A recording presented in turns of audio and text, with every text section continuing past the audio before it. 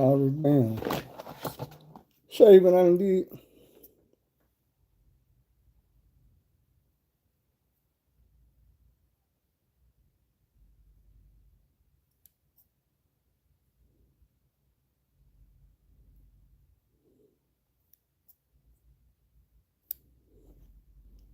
What's up with it?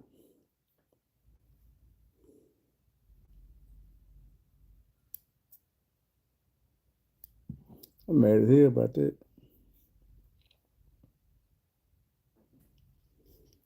Anyway, what's good, man? Man, you don't be trying to catch you, boy. You like to sleep on me, man. Pop up the next day and then watch. What's up, too? What's up, Jackson, man? Shout out to y'all. And everybody else is coming through, man. Y'all hit the like button, man. Subscribe. You see, I ain't got them last two teeth yet. I got them other ones, though. We started out by saying, man, rest in peace, young Scooter. Rest in peace, SOP. And rest in peace, Nipsey, man, because we so close to the anniversary.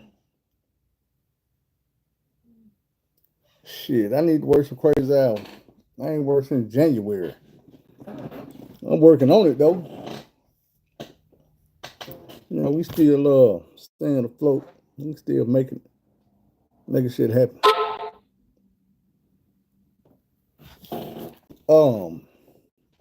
Let's see what we're gonna start out today. I ain't gonna lie, I need to do some more research on Scooter because that shit hit hard, man. When it came across my phone, Scooter was dead, man. That is not something I wanted to see. It wasn't nothing I was comfortable with running to try to read about. Um, Thoughts of Dolph hit my mind, man. How it hurt me. Not just Dolph dying, but everybody on the internet talking about it and throwing all the thousands and millions of dollars of rumors around. And we had to listen to that shit for years, man. You feel me? And niggas who were really feeling Dolph like that and loving Dolph like that, man, didn't nobody want to get on here every day and hear motherfuckers speculating and making up shit and hopping online just to say whatever with Dolph name in it so they could get some shine. So I didn't want to hop on here and get to reading everything about Scooter, man. I'm not gonna say that Scooter touched me in the same way that Dolph did, but I will say Scooter had a big impact on who I am right now today. And if y'all been with me since the beginning, you know that I was telling you about when I first started working. And I used to be out there at the well spun, man, humping, getting that motherfucking work in before I ever had a phone call internet. I told you I wanted a 745. And every day I show up to work bumping that young Scooter that work and work. Every time I got tired, every time I got to think about this money I wanted, this money I needed, how I was gonna get through the day, I turn that work on, man. I get to pumping it. Sometimes it'll get too repetitive, and I switch it up to that made it through the struggle. And them two songs right there, man, got me through so many days of trying to get that bread, trying to change my life, trying to pay these bills, trying to become a man to get out the streets. And just being real, man, Young Scooter helped me get out the streets with two songs. Appreciate you, man, because I got tired of reading it. Um, so shout out to Scooter, man. Rest in peace, bro. I done seen a lot of dudes talk about how music motivated. I remember they used to talk about how Young Jeezy motivated them, and thug motivate. No. Two dudes in this rap game that really motivated me, man, was Dolph and Scooter. Just being real. Um, I know everybody want to talk about this Sauce Walker say so P situation shit. Let's get into it. The first thoughts, and I'm gonna just be real because we talking about my opinion. The first thing I was thinking when I heard the whole situation was Sauce Walker set this man up. I don't know too much about SOP. Uh, Never listened to his music. I don't really listen to nobody from the Sauce Factory. I know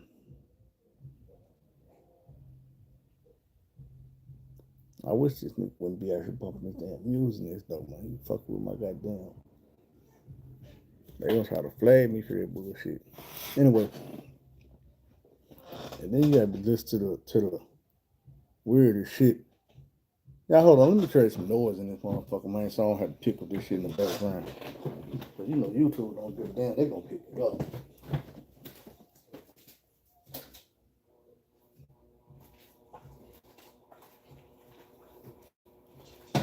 You damn 50s and you over here bumping this goddamn what's some nigga's name? Pretty Ricky.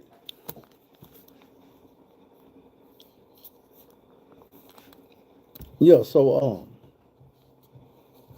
Sauce Walker, man. I didn't listen to some of the dude music. I know Nick can spit. I really don't fuck with him because of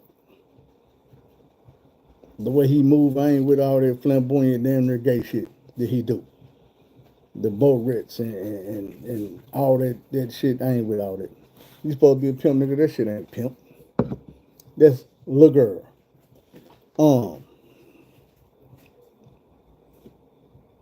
When you was with this man, he got hit, and his life expired, laying there on the ground. I was just wondering, like, these dudes that came in and killed dude, they didn't lean down try to snatch a chain off of him, off of you. They wasn't trying to run no pockets. This wasn't no robbery. This was a hit. This man didn't owe them no money. They ain't try to get no money. They was coming to get his life. And they spared yours like a motherfucker. They gave you their little leg shot. But this is the thing about it. I seen the video. For a nigga to run up on you where you was at that car, and nigga to run up on him where he was at that car and kill him, nigga hit you in the leg, they meant to. Nigga, this wasn't even no across the room shit. This was some right here shit. If a nigga hit you in the leg right here, he meant to. If a nigga hit you in the leg right here, he looked at you, hit you in the leg, and knew he was about to run off and leave a live witness. When he could have just and got it over with. Wouldn't have been no witness. Wouldn't have been nobody to do none of this right here. That was a setup. In my eyes, it's my opinion. It was a setup. You took your leg shot like you were supposed to. That was rehearsed. You were supposed to take the leg shot. You probably turned to the side, gave to him. Go on, get me. See, my thing is,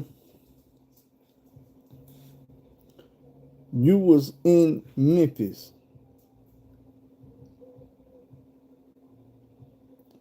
Everybody in America know they don't play in Memphis. It's right down the road from where I'm at. They don't play in Memphis. That's why it's easier to set them up in Memphis. Get them knocked off. But you got them knocked off in Memphis where people don't get knocked off in Memphis. That ain't where the bow bow, the shoot 'em up, bang bang, go down where he got hit at. He was in a should be safe territory. I was saying all this last week. I'm arguing with a dude. He pop up, man. You know they done got one of the shooters already. The score ain't 1-0 no more. I'm like, nigga, on that type of shit, I don't keep score. That's some bullshit y'all be doing. I be wanting these black men to live, to keep their life, so we don't keep score on people losing their lives.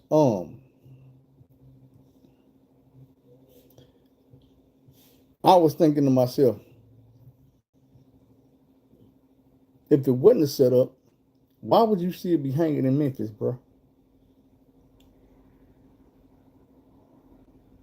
That makes no sense. You hanging in Memphis, it's kind of like you hanging around because you owe a debt. You got to pay these folks who just did the work, and you can't flee because then they're gonna be feeling like you ran off. Eventually, you had to run off because people like myself started saying shit like, "Why you hanging around Memphis like you have no fear, like you knew what was going on and you ain't worried about these folks doubling back on you and nothing. You just hanging around. You going out to try new restaurants and all this shit, bruh. Niggas from Memphis don't hang around and try new restaurants and shit. You think God gonna come to God to own restaurants in Memphis? You think he's gonna come to that bitch and just, man, I'm gonna go over to the barbecue plate, man. You letting people know where you fit to be at, and you got to go try this food, and you got to go try this food. Nigga, you lying. Not saying you're not gonna try it, but I'm just saying it's some lies and some holes in your story. Your nuts not that big. Now, somebody got to explain why these same niggas who did this to old boy in Memphis felt the need to go to Houston as soon as you went back to Houston.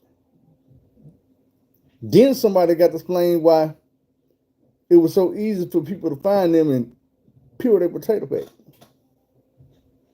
It kind of seemed like you did run off on the plug, and the plug came down there to get their bread. And then some loose ends got clipped, snip, snip. Cut them loose ends off. Y'all seen me in the beginning cutting the loose ends off. I mean, that's just what it sounds like. And you've been coming to a lot of money lately. I know the way it goes. The sacrifice supposed to happen, and then the money and the blowing up happen. But maybe, just maybe, they gave you a taste of what's to come before you made your mind up. So, nigga, the jail want to go to me. I've been to jail. We done all that before. You late.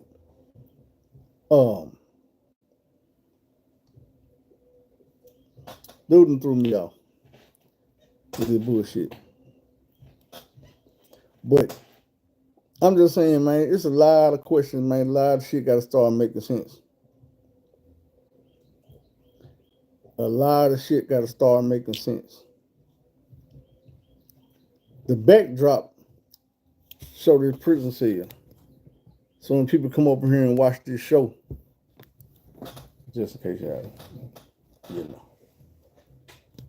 when people come over here and watch this show, they can think about it. It'd be in the back of their mind, the choices that they make. You know, it's a thing called make smart choices, make smart decisions. You know, you can go check out all my jail stories and my prison videos. But even when I'm talking about real everyday stuff, you still need to think about damn near everything I'm talking about right now gonna lead somebody to prison. We started out talking about young Scooter Dan. Somebody might end up in prison behind that. South Walker. All this bullshit. Somebody gonna end up in prison behind that. Everybody ain't gonna die. Just because they killed the two shooters, them two shooters ain't come because they like, fuck it, let's go kill Say So P today. Somebody gonna die. And somebody gonna go to prison. You could get your ass up in the morning, go to work, pay them bill, be respected in your house instead of respected in the street. But let me get back to it. Speaking of jail, Yellow Busy made bond. Man, a $2 million bond, they dropped it, and he made it. But like I said, I don't wish death on no black man, but I'm also not gonna say that some situations happen and I don't understand. This one of them situations where I get it, I understand. Y'all know how I feel about it. I don't condone snitching, but at the same time, there's certain things that you need to be told on about. If you out here touching on kids or that type of shit, somebody need to be telling on you, getting you where you need to go. we know, we heard the history of Mo3 with his loose lips. We heard the history of Mo3 with his gangsterism, the supposed bodies, the lied about bodies, the attempted bodies, or whatever. I look at like one of my favorite boxers in the world, EJ, Earl Spence Jr. And I think about the car wreck that fucked him up. Not the first one that he bounced back from, but the second one, where a nigga was supposedly chasing him down the street, shooting at him. A nigga named Mo3 was taking credit for that. I remember one of my favorite rappers come across the airways and they saying he was in the hospital, he got shot up. A nigga named Mo3 started taking credit for that. I remember another rapper, ain't one of my favorites, but just a nigga that, what I'm saying, I heard, like some of his music. Trap Boy Freddy was in the hospital. Even Trap Boy was saying, man, I was in a car wreck. I fucked my ankle up in a car wreck. A nigga named Mo3 hopped on the internet like, nigga, quit lying. I did that. I shot you. You say Beezy gonna get life in prison? I don't think so. Beezy case is too easy to beat. That shit easy. I'm gonna tell you why. You got a nigga who been sitting in prison all this time saying,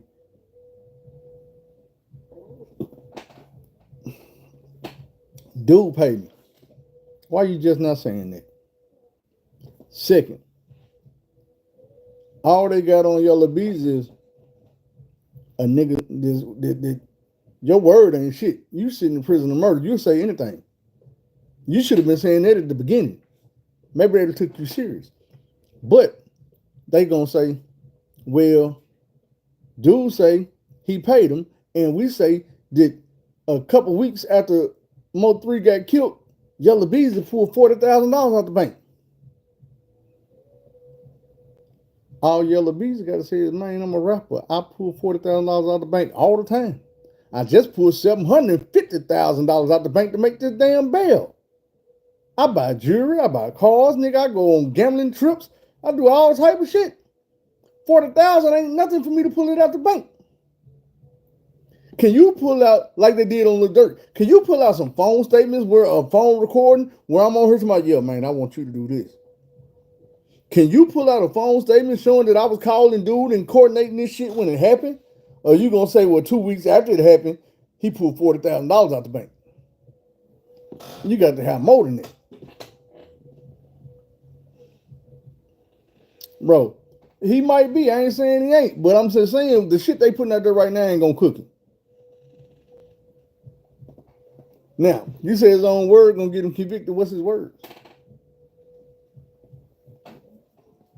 I know they got him saying shit like,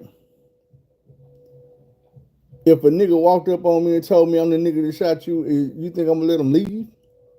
Thing about it is, one thing Yellow Beezy always did that was smart was he always maintained he didn't have no beef with Mo3. When he went on interviews and people asked him about Mo3, like, who was that? I ain't never heard of dude. I know everybody from my city that's making some noise.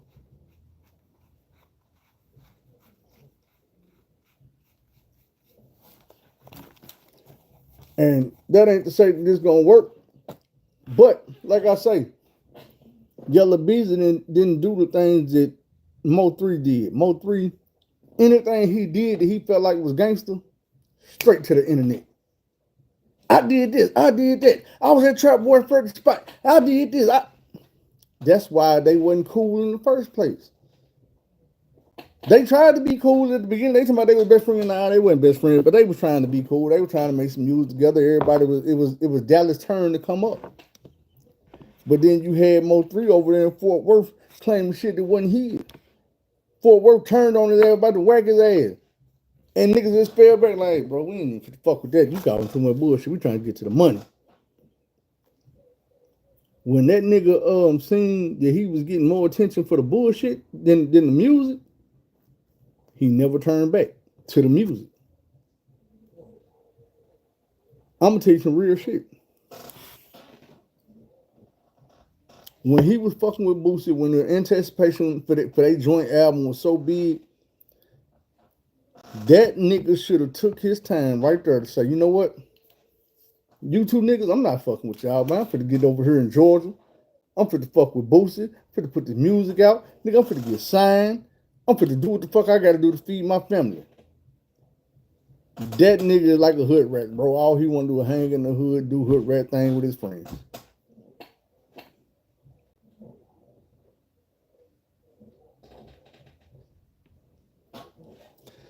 But this is the thing about it, bro. It don't matter what he said in the street. If the streets ain't gonna show up to the courtroom and hop on the motherfucking stand and be like, hey, yeah, well, he said to me. When they get in that courtroom, they gonna need some facts. You see what I'm saying? That's what I was saying about a little buddy sitting in prison. Your facts ain't factual because you sitting in prison on a murder charge, bro. His lawyer can easily say, man, y'all gonna believe the nigga that's sitting here with a murder charge? You ain't got nothing on my client. He pay his taxes. He feed his family. He go to work. He do all this. Now, you got a criminal over here in prison saying he did something, but where's your proof? And they're going to say, damn, we need some proof. One thing about murder charge is you got to have undeniable proof. Because I'm telling you right now, it's just like everybody talking about Trap Boy Freddy on the run. For what? Because as soon as they say Trap Boy Freddy a part of it, now that's I'm thinking too fast. I can't get my words out. You can't put one murder on two different people. So if it's a chance that somebody else did it, you can't convict Yellow Beezy and be sitting here with saying, well, damn, Trap Boy Friday might have did it. If them niggas knew how to play it smart, they're just, look, put some money in the streets, man, start a rumor I did it. Start a rumor Earl Spence did it. This nigga crossed everybody in the city. Start a rumor, goddamn it, this gang over here did it. And then when you get to the courtroom and they saying, well, how you gonna put it on this nigga? When the streets are saying dude did it. And they also saying he might have did it. But at the same time, you know, this nigga's also online threatening these folks over here. And he doing this over here. That's one thing about a murder charge. If it's any chance somebody else did it, you can't put it on me. And you can, but you ain't gonna convict me of it. Hey, man, it is what it is. I ain't saying nobody did nothing or didn't do it. All I'm saying is, if it was me, I'm in Little Rock, Arkansas. You can't take nothing I said on the internet. If you look at this on the beginning, it say my opinion. I don't know Yellow Beezy. I wasn't there when nothing happened. Only thing I know is what I seen on the internet. Hell, I ain't part of no GS9. Last time I seen the GS9, nigga, it was goddamn, what's that nigga name to be dancing all over the place, popping a little body all the time? Oh, boy. Nah, I ain't with that shit.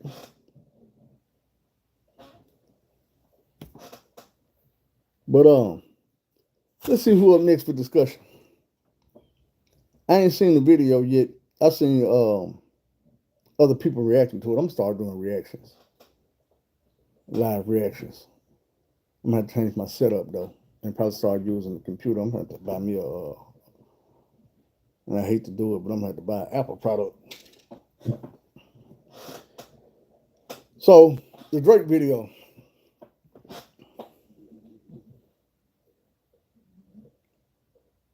This shit weird to me. I seen a lot of Bobby Shmurda.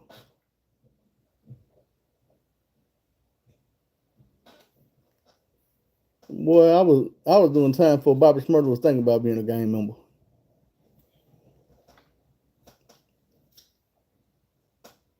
Wasn't no such a thing as GS9 when I went to prison. That's a baby game.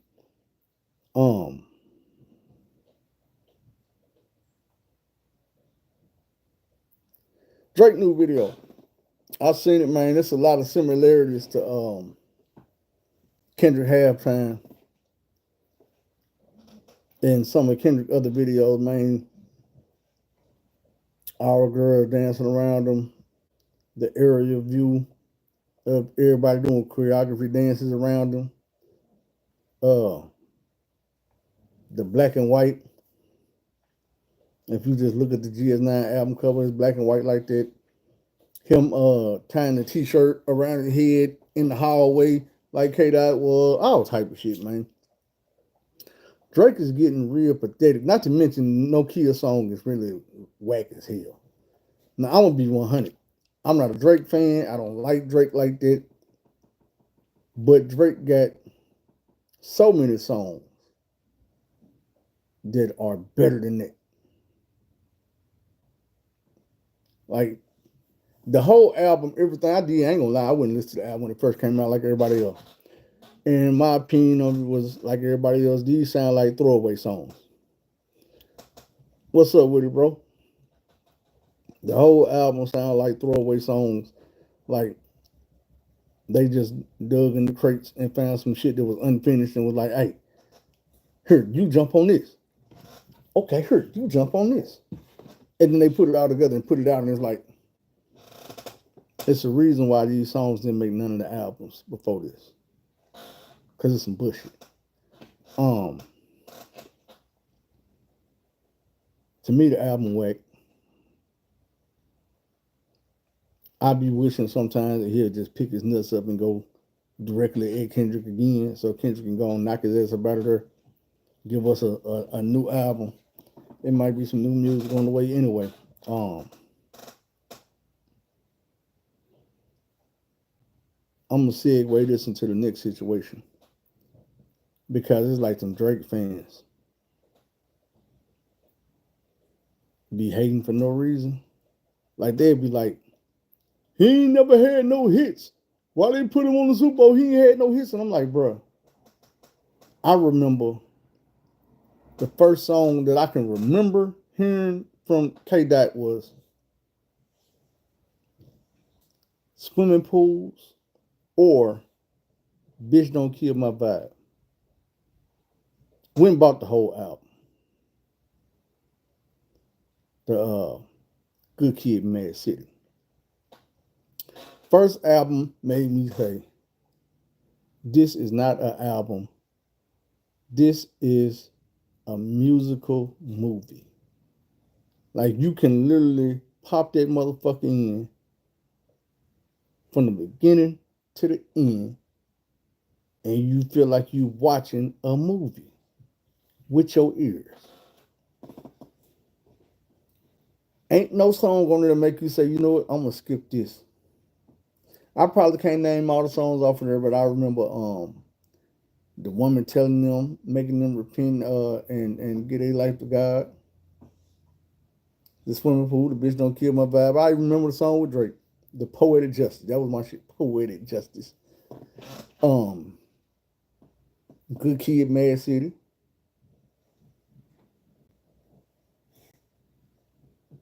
It's so much shit on that album. Everything bang. That Sing About Me. That was my shit. But we ain't in here for all that. You got niggas that just be hating this man like he ain't never had no hits. And I'm like, man, this nigga got classic albums. Drake don't have one of those.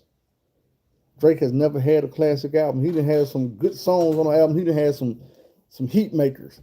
All his albums sell. But that's because he make the female music. When you can sell that way and you ain't out here catering to females, ain't no hotline blings and ain't no baby girl and you ain't doing the pucker lips and wearing barrettes and shit in your hair, that ain't easy to do when you just making the music you want to make.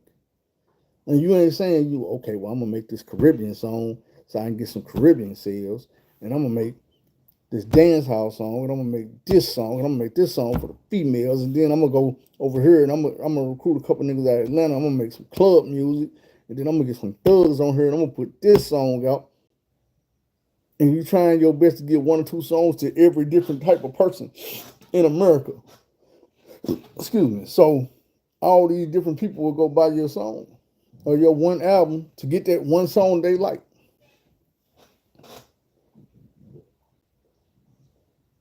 When you ain't doing that and you still sell and you still number one, hey,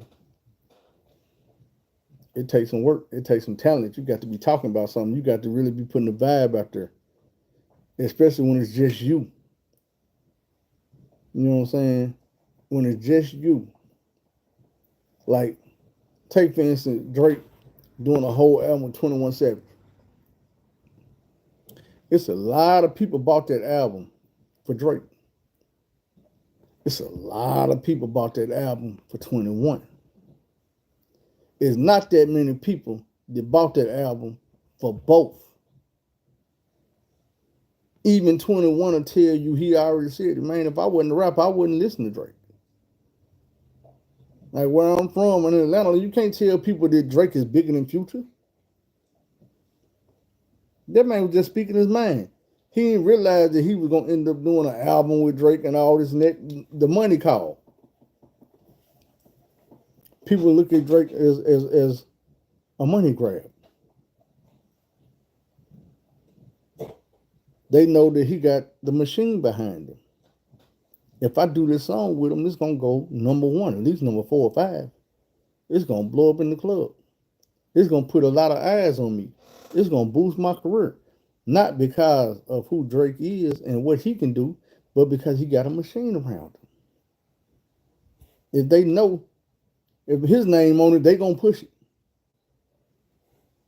Like Drake say, yeah, they going to buy these sales. They going to put the bots to work. They going to do all this different shit. So people going to jump on that bandwagon. And the reason I say I was going to segue this into the next one is because of the haters. You got them haters that be like, man, no matter what you say. It's like Trump fans. No matter what you say, his supporters, they not trying to hear it. They already know the truth. They just don't give a fuck. Drake fans already know the truth. They just don't give a fuck. LeBron haters already know the truth. They just don't give a fuck. So let's talk about Stephen A. Smith. A lot of these people in the media are skipping over the fact that Stephen A. said, I'm begging you as a father. Pause. Stephen A., you're not a father. And when you talk about being a father, then, bro, let them come. I ain't scared of none of these niggas. What they gonna do? Put some money on me? There ain't a rapper you can name, goddamn me, I'm scared to run up on face to face. They ain't gonna do shit to me. They talk good. I'm gonna talk about some tough ass rappers right after this. They on the list. But Stephen A. Smith, a lot of these people in the media, man, they look over the fact that he told LeBron, I'm coming to you as a father. He didn't say I'm coming to you as a media man. I'm not coming to you as a reporter. I'm not coming to you as a nigga who watch a bunch of basketball. He said, I'm pleading. I mean, I'm begging you as a father. Anything he said after that is irrelevant. And a lot of people can hate on Bronny. Let me clear something up for you. Bronny was picked number 55 in the NBA draft. Do you know who was picked at 54? Do you know who was picked at 53, 52, 51, even 50? Are any one of those dudes doing better than Bronny James? See, because I feel like you skipped over all these dudes that got drafted last year and went straight to number 55 and said, oh, well, he ain't no good. He shouldn't be in the NBA. Because you're trying to compare this man to his father when no nigga in the NBA, present, past, none of that can be compared to his father. Nobody. Not even Michael Jordan. And he ain't even doing what LeBron doing. He had his opportunity, he couldn't get it done. And I know a lot of people sitting there and the first thing went to their head is, he's 6-0 in the finals. Motherfucker, there's some niggas 8-0 in the finals. You don't know who they is, you don't hear about. He got 6 rings. Nigga, it's a motherfucker with 11. You don't hear about him in the GOAT conversation. Michael Jordan would never be in my GOAT conversation because he did win 6 finals. But in them finals, Scottie Pippen led in rebounds, offensive and defensive. He led in blocks. He led in steals. He led in assists. Get out of here. So you ain't gonna tell me the nigga that just led in the points because he was getting all the damn balls passed to him by the nigga who was doing everything else on the court is the GOAT. If you ask me, Scottie Pippen was the GOAT. The rings came when he came. Michael Jordan had a whole lot of times to get a ring before Scottie Pippen. He was getting swept. He was getting knocked out the first round. He was getting knocked out the second round. He wasn't making the playoffs. All that shit stopped when Scottie Pippen showed up. And then Scottie Pippen started doing all that rebounding. He started doing all that stealing, all that assisting, all them blocks. He was guarding the best player on every team, not MJ. You can go back. This shit is on camera. You can go back. When the Knicks was on the motherfucking court, Scottie Pippen was locking down goddamn me Patrick Ewing. Wasn't no motherfucking Michael Jordan. Nigga, when they were playing Charles Barkley, Scottie Pippen had Charles Barkley. Wasn't no goddamn Michael Jordan. Nigga, when they was going up against Dennis Rodman them, not Dennis Rodman, they were going up against, what's your boy name? David Robinson them. Man, Michael Jordan wasn't holding these niggas. Michael Jordan was holding motherfuckers like Larry Bird. Never beat him in his life. Larry Bird was shitting all over Michael Jordan. Michael Jordan was holding motherfuckers like Isaiah Thomas, getting his ass beat. Getting punched in the motherfucking mouth. Man, get out of here. We just gonna be real. Michael Jordan was dripping between the legs, sticking his tongue out a lot. He wasn't doing what needed to be done to win them games. That's why I be trying to tell people, I'm like, look, it's an average of 1 to 2 motherfuckers on every team in today's NBA that can do the shit Michael Jordan was doing. Only difference is now the big men on the ain't no motherfucking Shaquille O'Neal and shit. 300 pounds, but you got motherfuckers like Giannis. Yeah. You got a big motherfucker like Giannis. Michael Jordan never seen that in his life. You got a big motherfucker like Joker. Michael Jordan never seen that in his life. And y'all can say all day long, well, if he was in today's NBA, he'd be shut the fuck down. Michael Jordan probably be coming off the goddamn bench with his tongue out. Say, man, if you gonna let this nigga over here get all the steals, all the rebounds, all the assists, all the blocks, we just gonna call you whenever because anybody can score. We got a motherfucker out here that's damn big. And he's shooting from the 3-point line. He's shooting from the half court. He's shooting past the half court, turn around, doing this and that thing. Jordan, we don't need you to come through the lane and do the little shit you do.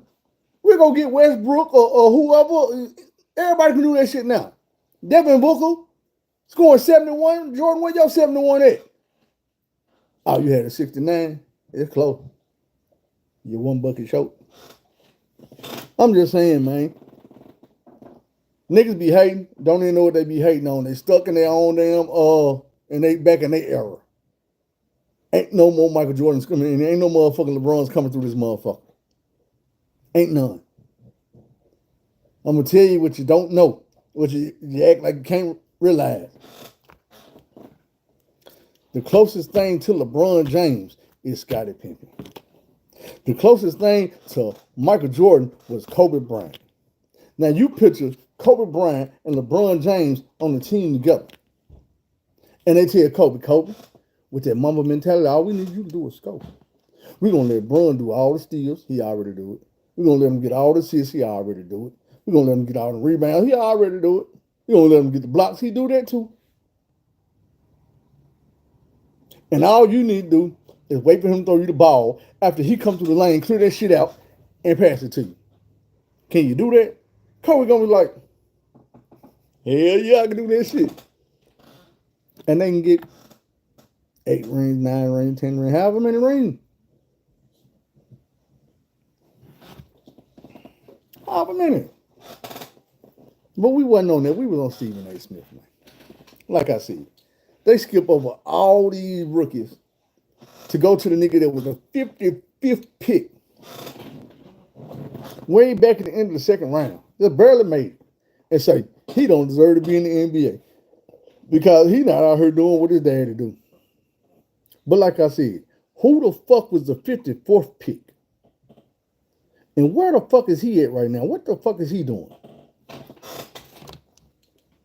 Let's back this shit up while I'm talking. Who was the 54th pick in last year's NBA draft? Boston Celtics waive former Gonzaga forward, 54th overall draft pick Anton Watson. Theo Lawson, The Spokesman Review, Spokane, Wash. March 2nd, 8 months after using a second-round NBA draft pick on Anton Watson, the Boston Celtics have waived the former Gonzaga forward and Gonzaga prep standout. He got waived? He ain't in the league. Who was the 53rd pick in last year's NBA draft?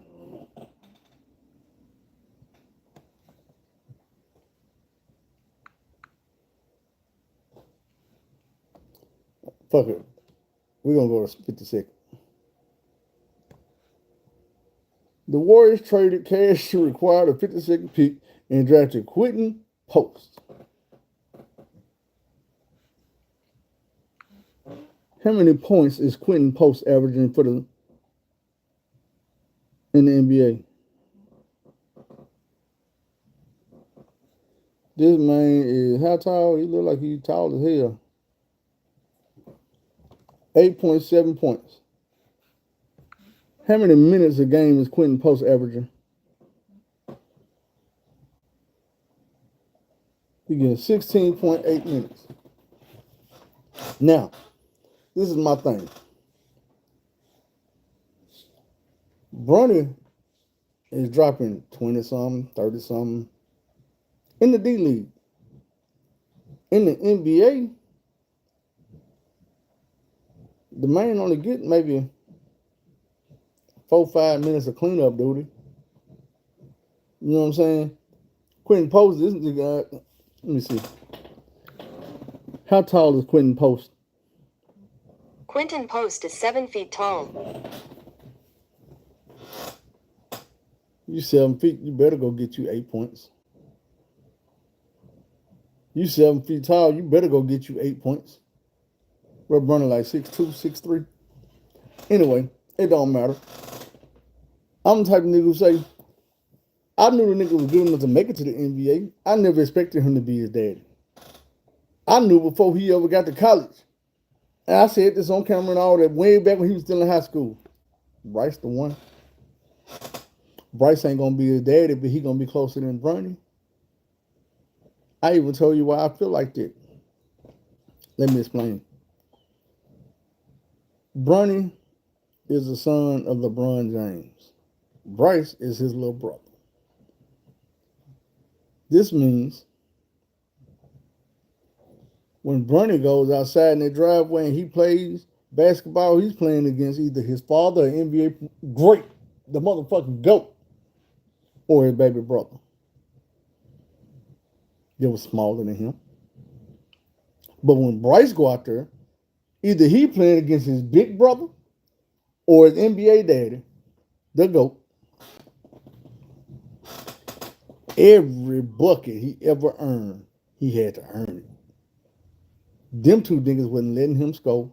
Wasn't no easy win. You see what I'm saying? Bronny had some easy wins on Bryce. Bryce ain't had no easy wins on Bronny. Damn sure ain't had no easy wins on his daddy. So if he ever won a game, he earned it. If he ever scored a basket, he earned it. If he ever got a block, a steal, a rebound, whatever it was, he had to work for that shit. Wasn't nothing in that driveway handed to him. When he got to prep school and he was standing out over niggas, it was a reason why. When you look around and he done grew up and got bigger than his big brother, it's like, ooh. He dunking on niggas. bust a nigga ass with that 3-point shot. He's supposed to. I'm just saying. But you take a nigga like Stephen A. Stephen A. been a hater. This ain't the first time we've never had to call Stephen A. out on some hater shit. This ain't the first time we done had to call Stephen A. out on some sucker shit. On some coon shit. Whatever it is. We done had to do it several times. We done had to do it with niggas' basketball careers. We done had to do it with niggas' wives. I remember when that little 2 weeks when Stephen A. was trying to dress like he was 20 years old because he thought he was about to get Jalen White. All in her face smiling and thinking he had his swag up. Now you on here talking about Draymond shouldn't be talking about putting hands on nobody. Nigga, wasn't you just saying that if LeBron would have touched you, you would have put some hands on him? You kept him modest by admitting that he was going to beat your motherfucking ass, but the thing about it is, why are we talking about putting hands on somebody when the nigga had his opportunity to put his hands on you and all he did was talk to you? I'm going to see if I can find this clip because I seen something. And I remember seeing it back in the day, but it didn't have no